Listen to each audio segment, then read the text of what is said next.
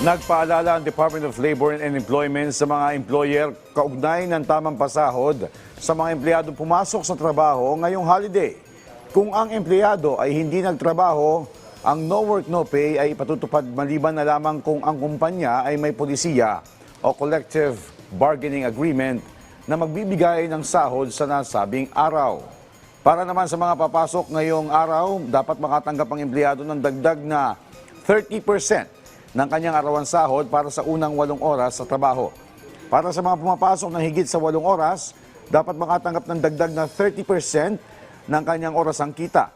Kung natapat naman na day off ng empleyado at pumasok ito sa trabaho, dapat bayaran ng dagdag na 150% ng arawang sahod para sa unang 8 oras ng trabaho.